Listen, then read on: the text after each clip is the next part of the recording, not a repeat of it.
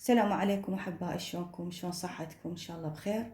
اليوم عندنا طريقة عمل شيش طاووق.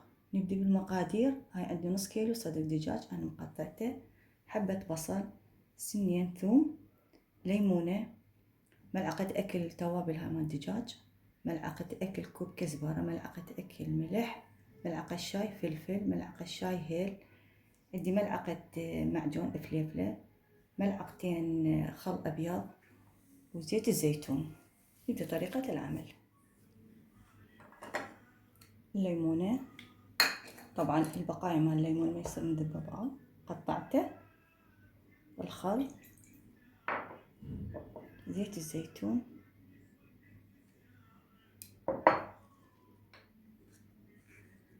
ضيف التوابل،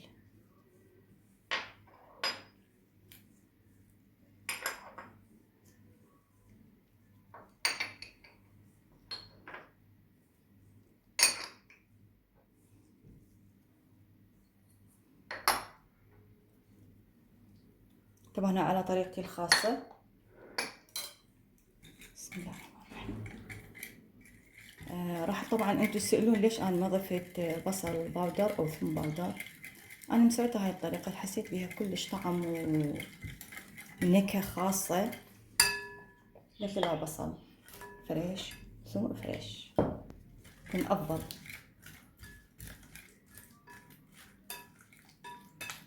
شلون صارت تتبيلة؟ راح نضيف، بسم الله الرحمن الرحيم، نضيف صدر الدجاج.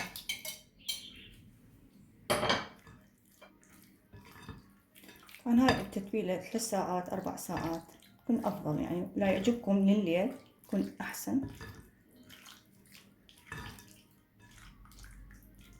هسه راح نتركه 4 ساعات. صار 4 ساعات.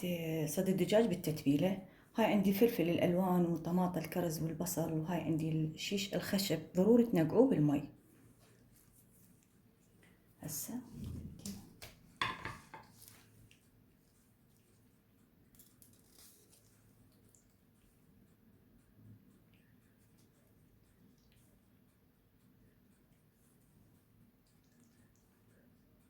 طبعا ما أقولكم ريحتها ترسل بيت طيبة، ريحة التتبيلة.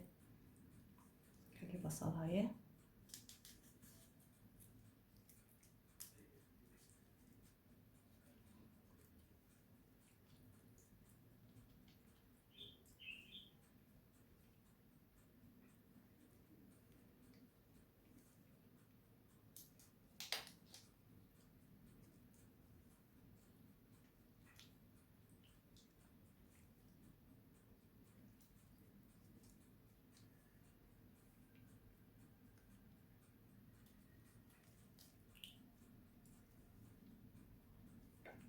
الفلفل. هاي الطريقة يسوى عندنا شيش طاووق. بعد شلون صارن؟ هسه راح نشويهن.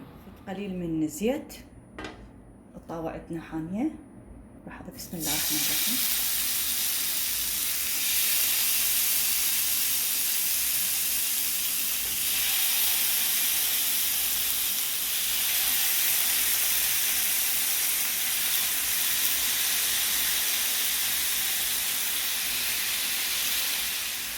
طبعا لازم النار تكون وسط.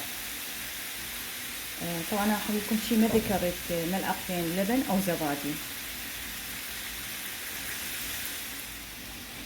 بس ياخذ اللون رأسا نقلبهن.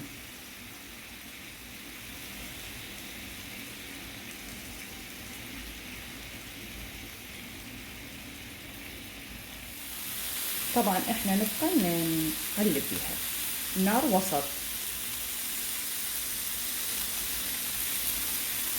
طبعا راح تقولون يعني احتمال ما نستوي، لا استوى هسه هو، يعني صدر الدجاج مستوي، يعني كان جهز عندي.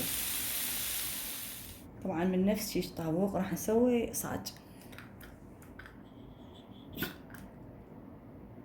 قليل كاتشب، تقولون شلون يصير؟ لا يصير كلش حلو. هذا الشيش.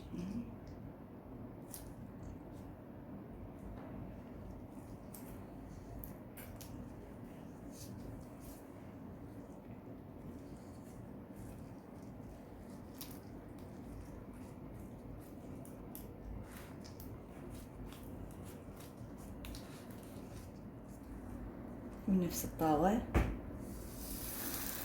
نضغط عليها.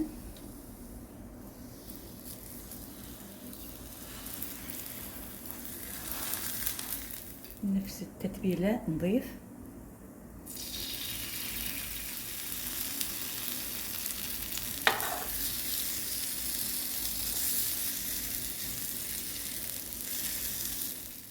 ان شاء الله يا ربي يعجبكم شيش طاووق. وهاي على طريقتي سويت لكم صاج شيش طاووق، ان شاء الله يعجبكم وسووا وتكتبوا لنا بالتعليقات، والتقيكم وصفة اخرى وتحياتي لكم.